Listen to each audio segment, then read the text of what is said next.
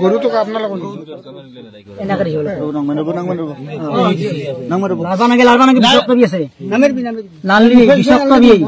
গৰুৱে মৰি গৈছে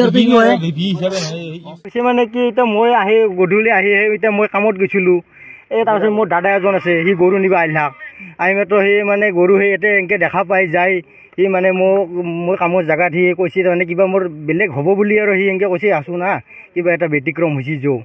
মই নিশ্চয় আছোঁ মোৰ কিবা মোৰ ঘৰৰ সৰু ছোৱালী দুটা আছে বোলো গাড়ী চাড়ী এনেকৈ যাওঁতে কিবা হ'বও পাৰে হয় না নহয় মই এইটো এই কথাটো মই ভবা নাছিলোঁ তাৰপাছত যে আহি চাওঁ বোলে হাও তাতে ভিৰ দিছে বোলে ভিৰ এই তাতে ধইনা আছে ধইনাৰ মাজত মানে বঢ়িয়াকৈ এই কাগজখনত মানে সেই কৰি বঢ়িয়াকৈ দি থৈ দিছিল এতিয়া নয়ন কি বল লেখে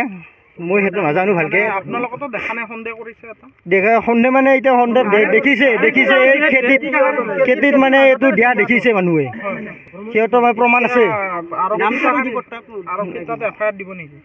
এতিয়া মই যাবই লাগিব মই বিহিত ব্যৱস্থা ল'ব লাগিব নাই এইটো বেয়া কথা আমাৰ যিহেতু গৰু বুলি ক'লে আমাৰ দেৱদুৰ্লভ গোটেই অসমীয়া সমাজৰ গৰুটোৱে মেইন উদ্দেশ্য আমি ঈশ্বৰ বোলো মানে গৱেষণা কৰোঁ নাইবা চিন্তা কৰোঁ গতিকে তেনে ক্ষেত্ৰত এইটো খুব বেয়া কাম হৈছে আৰু আমাৰ হিন্দু ধৰ্মৰ গো পূজাটো ডাঙৰ পূজা গতিকে তাৰ স্থলত যি মৃত্যুৰ মুখত পৰিলে হত্যা কৰিলে এইটো বৰ দুখজনক কথা আচলতে খুব বেয়া লাগছি অসমবাসীৰে বেয়া কথা এনেকুৱা নাই আৰক্ষী কৰি আছোঁ মই অৱগত কৰি আছোঁ আমাৰ চাৰ্কুল অফিচাৰ মহোদয়ক মই জনালোঁ কথাটো আমি চাৰ্কুলৰ মানুহ হয়তো তেওঁক আগতে জনাই সৰুপেটা চাৰ্কুল তেওঁক জনাই কৈছে আইচিক জনাই দিয়ক এনেকৈ